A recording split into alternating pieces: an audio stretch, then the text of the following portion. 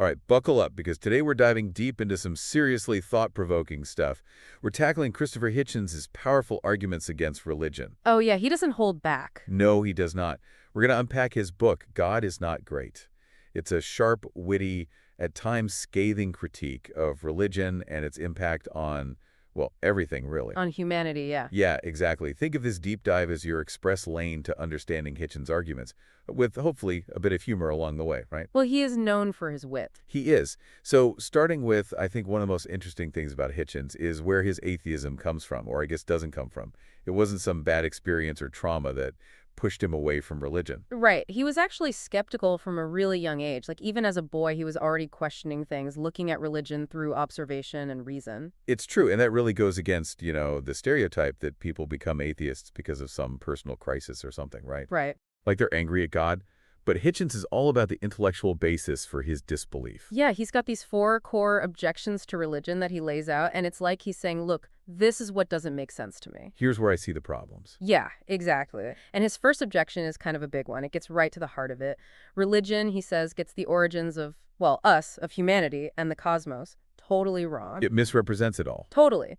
And his argument is that as we learn more through science, as our knowledge grows, the religious explanations just don't hold up anymore. Yeah, like they start to fall apart when you put them up against the evidence. He actually uses that great story about Laplace. Do you remember that? Yeah, the French scientist. Right. So Napoleon asked him why God wasn't mentioned in his book on, all that celestial mechanics. All those orbits and stuff. Yeah, exactly. And Laplace just replies, I have no need for that hypothesis. That's such a great line. It's so good. And it shows how scientific progress often just replaces, well, it just makes those religious explanations unnecessary. It kind of pushes them out of the way, yeah. Which kind of leads into Hitchens' second objection. He says religion pushes this weird mix of servility, like bowing down to a higher power. Submitting to it. And solipsism, this idea that we humans are like the center of everything. So it's like we're nothing and everything at the same time. Right. How does that even work? That is a bit of a contradiction, isn't it? Totally. And Hitchens sees that as a kind of fundamental tension in religious thought. Okay, so misrepresenting origins, that weird servility-solipsism combo. What else? Well, then he gets into the dangers of sexual repression. He argues that religion often, fosters that kind of repression, and that can cause all sorts of problems, psychological problems, social problems. It's a tough subject for sure, but Hitchens really doesn't shy away from it, and he links that repression, directly to the power structures in religious institutions, especially that emphasis on celibacy, among priests and such. Right. And his point is, it's not about morality, those restrictions. It's about control, controlling people and keeping that power. Interesting. Okay, so 3 down. What's that 4th core objection? Well, it's kind of a big one. He says that ultimately religion is all based on wishful thinking. Like it's more comforting to believe. Exactly. It's much nicer to believe in a loving God and an afterlife than to face the hard truths of existence. The reality of it all. The cold, hard reality. So he's basically saying religion is a way to avoid dealing with tough stuff. Death, suffering, all the injustice. Okay, so avoiding reality. That's a pretty heavy accusation. Yeah, it is, but it's a core part of his argument. And, for me, one of the most compelling points he makes in the book is that religion isn't some divine revelation. It's man-made. A human construct, right? Exactly. And he backs this up by pointing out all the inconsistencies and contradictions within religion itself. Like, if it was truly from God, wouldn't it all be clear and make sense? Right. Think about it. You've got different interpretations of scriptures, disagreements about prophets and teachings, constant revisions. If it was all divinely inspired, wouldn't it be more unified? Yeah, like shouldn't it all line up perfectly? Exactly. And that just proves Hitchens' point. Religion is a product of human interpretation, human invention. So if it's man-made, then its authority is that, well, kind of shaky, right? Exactly. It's not about divine commands anymore. It's just people pushing their own beliefs and values. Which leads right into another big issue, religion trying to control secular life. Hitchens says it's not content with just promising heaven or hell. It wants power in this world. Right. It wants to influence everything. Laws, morality, how we behave. He uses a really strong example to show this. Mother Teresa and the Irish divorce referendum back in the 90s. Do you remember that? Vaguely. Remind me. So Ireland was voting on whether to allow divorce, which obviously the Catholic Church was very much against. Uh-huh. And Mother Teresa, this icon of compassion, she flew over to Ireland to campaign against divorce. Wow. I know, right? It just shows how religion can be used to force a certain set of morals on everyone, even on issues that should be personal choices, things that the law should decide in a secular state. It raises such a big question. Where's the line between religious freedom and the right to make your own choices? Especially when those choices go against religious teachings. Right, and that conflict, that tension between religious beliefs and secular values, we see it everywhere today. Same-sex marriage, abortion, even teaching evolution in schools. Yeah, the list goes on. And Hitchens, he doesn't avoid the really dark consequences of this clash either. He brings up that horrifying case of Salman Rushdie, the author who had a fatwa put on him. Oh, right, for his book, The Satanic Verses. Some people saw it as blasphemous and called for his death. Yeah, it's scary how extreme it got. And the really disturbing thing is, a lot of religious leaders didn't condemn the violence. They actually defended the idea that blasphemy should be punished. It's chilling. It shows how easily that kind of religious extremism, that intolerance, can lead to violence and shutting down free speech. And it all comes back to what Hitchens calls the problem of faith.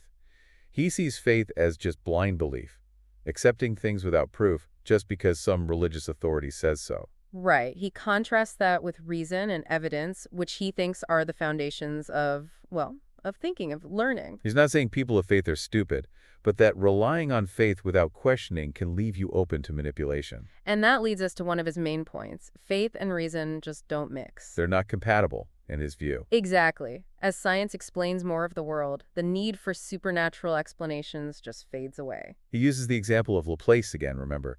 The God hypothesis wasn't necessary. And we see that tension everywhere, the origins of the universe, evolution, even the idea of prayer working. Right, right. So that's the groundwork for Hitchens' critique of religion. We've looked at his background, his big objections to religious belief, and that key idea of religion being something humans created, not something divine. And in part 2, we'll dig deeper into some of the specific examples he uses to make his case.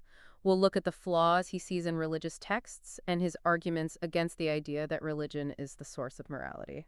Welcome back. So we've been laying out Christopher Hitchens' case against religion, and now we're getting to the point where he really digs into the flaws he sees, especially in religious texts. Yeah, and he spends a lot of time on the Old Testament in particular. He really picks it apart. Oh, he does. He points out all sorts of inconsistencies, things that don't line up historically, and, well, some parts that just wouldn't pass for ethical today. Let's just say some parts haven't aged well. Exactly. And one of the things he focuses on is the Ten Commandments, supposedly handed down by God, set in stone.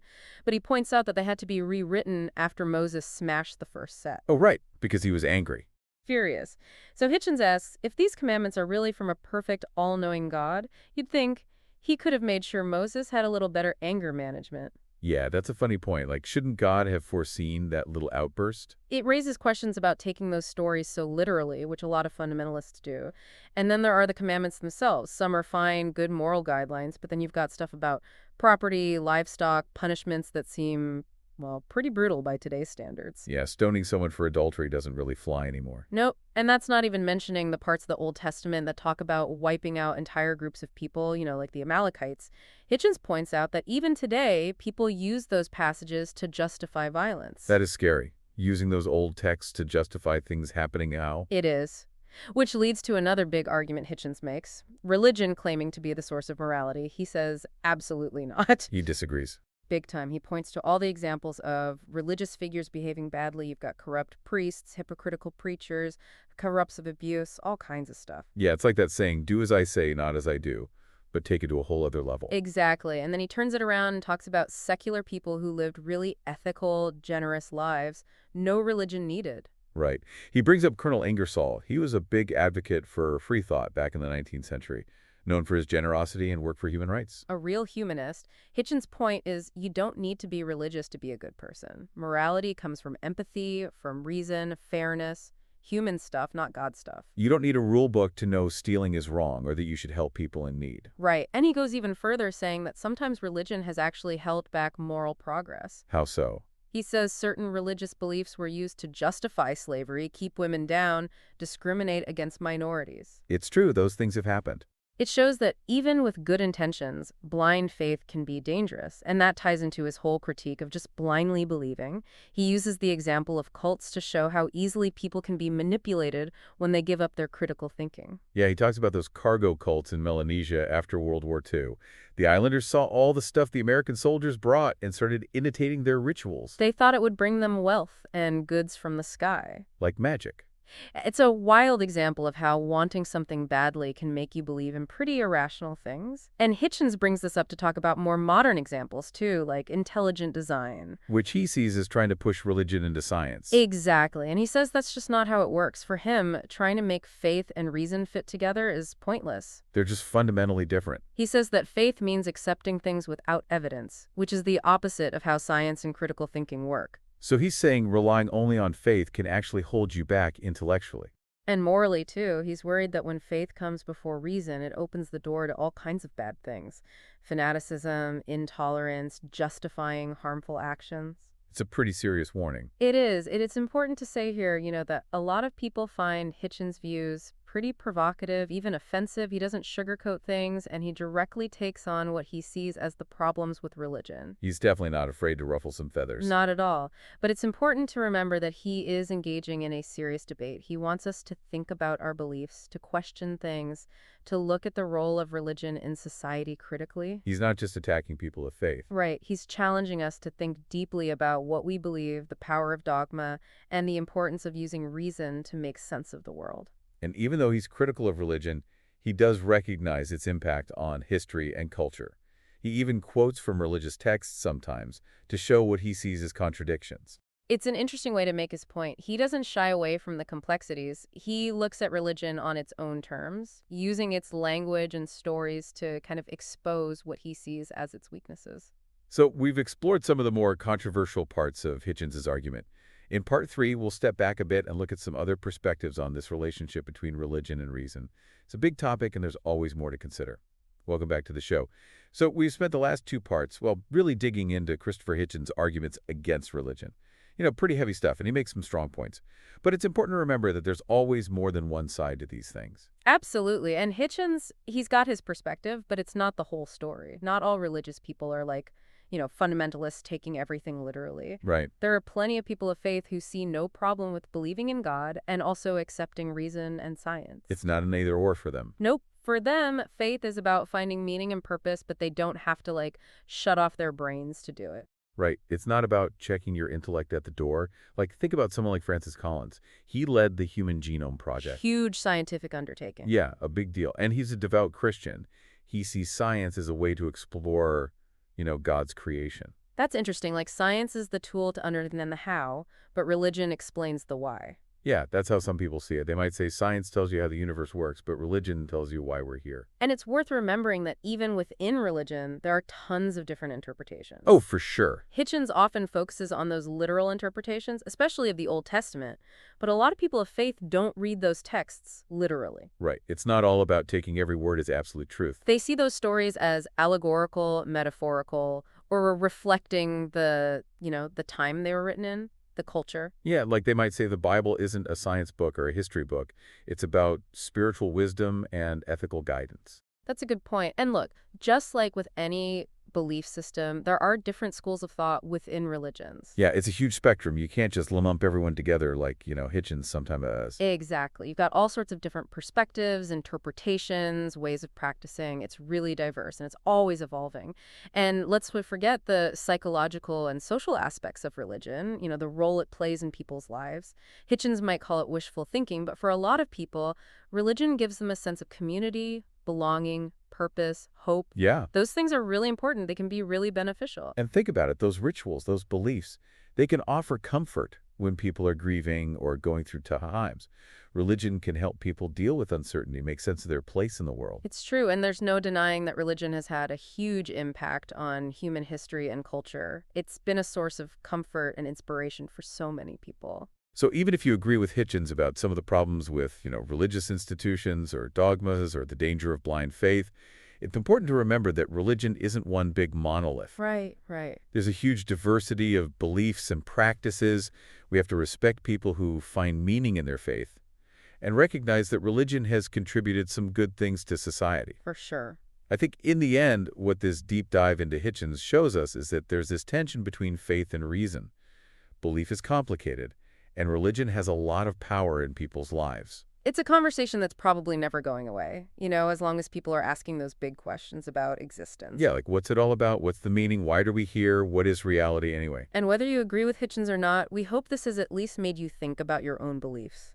and be open to different perspectives. And most importantly, engage in those conversations respectfully with intellectual honesty. That's what we try to do here. It's not about finding the right answers.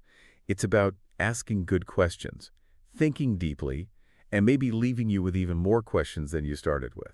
So keep asking those questions, keep learning, and thank you for joining us on the deep dive. It's been great having you.